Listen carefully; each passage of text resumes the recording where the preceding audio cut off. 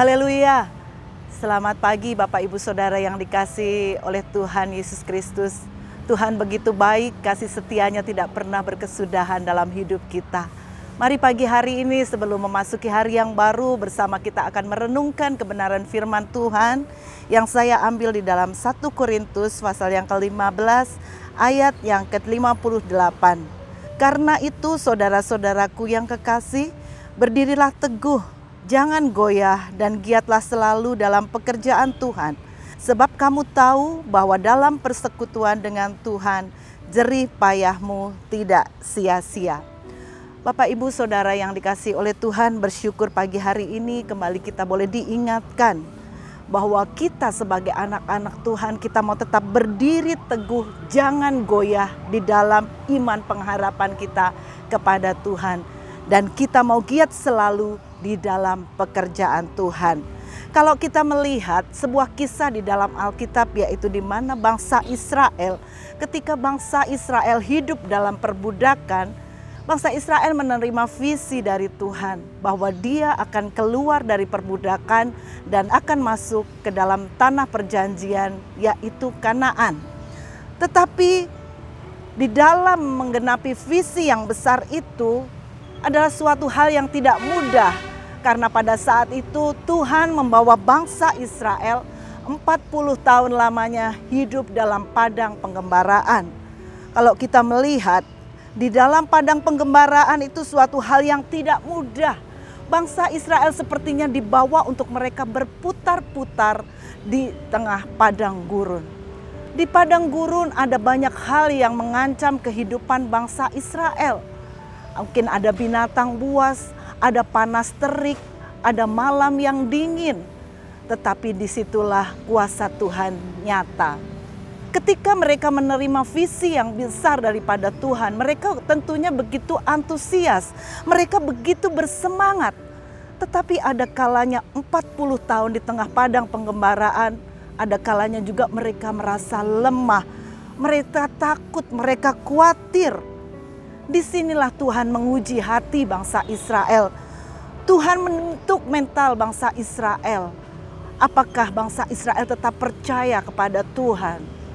Sekalipun mungkin dalam tantangan yang begitu berat, di sana kita mungkin melihat karena perjalanan yang begitu panjang, ada banyak orang yang meninggal, ada banyak orang yang gugur.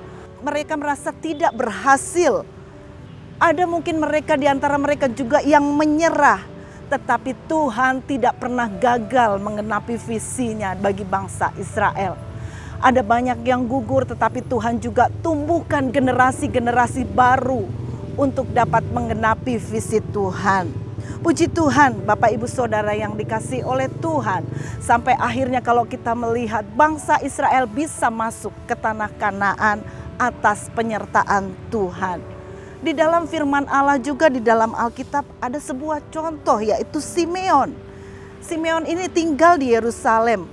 Alkitab mencatat ia adalah seorang yang benar dan saleh, yang memperoleh janji Tuhan bahwa dia akan melihat juru selamat sebelum dia mati.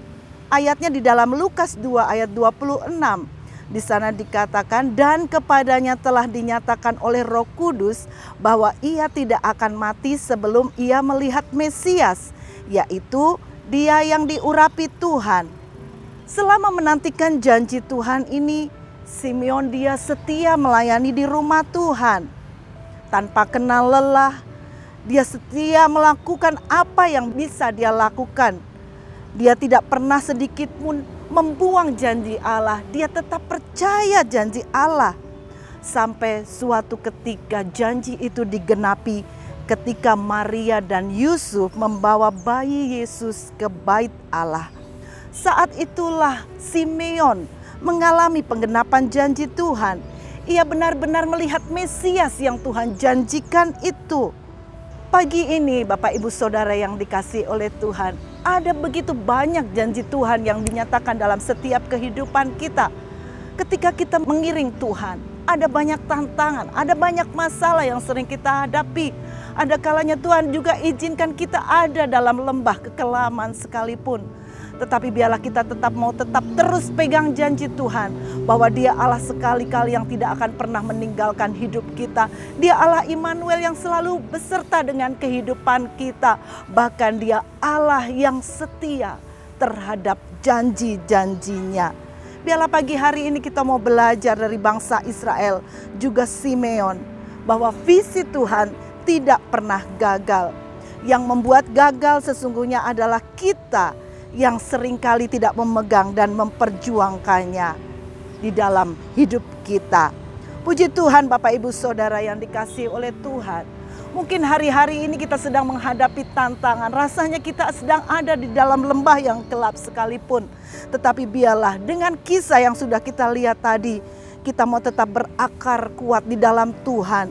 Kita mau tetap terus lakukan bagian kita dengan sebaik-baiknya. Kita mau tetap fokus kepada Tuhan.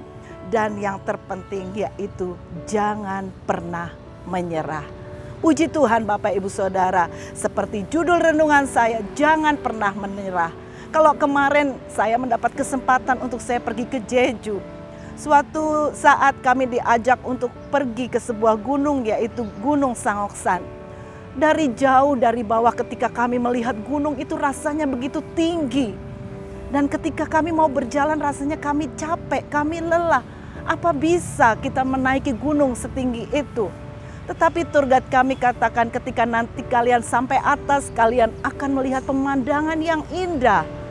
Dan benar Bapak Ibu Saudara, sekalipun ada beberapa di antara kami sudah mulai lelah, capek.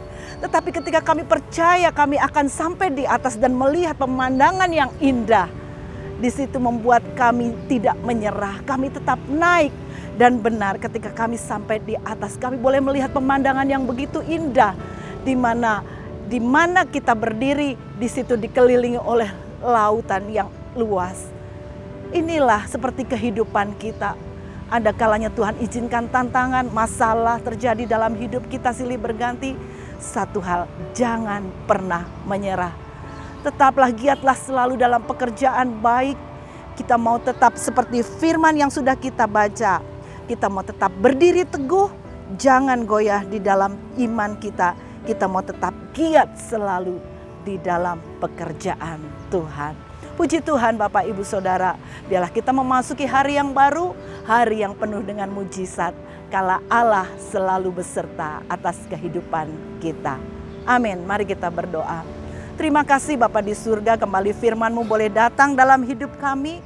Firman mengingatkan kepada setiap kami untuk kami tetap kuat di dalam Tuhan, untuk kami tetap giat, tidak goyah. Apapun yang sedang kami hadapi hari-hari ini, kami mau tetap percaya bahwa janji Tuhan itu ya dan amin. Kami mau tetap setia menantikan janji-Mu atas setiap kehidupan kami, karena kami percaya bahwa janji Tuhan, rencana Tuhan tidak pernah gagal dalam hidup kami. Dan rencana Tuhan itu adalah rancangan yang penuh dengan damai sejahtera, rancangan yang penuh kebaikan buat setiap kami umat-umat Tuhan yang mau tetap percaya dan berharap hanya kepada Tuhan. Biarlah di hari-hari yang terakhir ini iman kami didapati di dalam iman yang kuat, melekat di dalam Engkau Tuhan. Terima kasih Tuhan, kami berdoa buat bangsa kami di tengah-tengah merayakan kemerdekaan ini. Biarlah bangsa kami Tuhan, Engkau selamatkan bangsa Indonesia, berkati pemerintahan yang ada, berkati juga kota kami, berkati gereja-gereja-Mu dimanapun berada. Umat-umat Tuhan saat ini dimanapun mereka berada, yang sakit Tuhan jamah berikan kesembuhan, yang lemah Tuhan kuatkan, bahkan yang susah Tuhan berikan penghiburan. Terima kasih Tuhan, kami akan masuki hari yang baru, hari yang penuh mujizat karena Engkau ada menyertai kehidupan kami. Dalam nama Tuhan Yesus kami alaskan doa kami. Haleluya. Amin.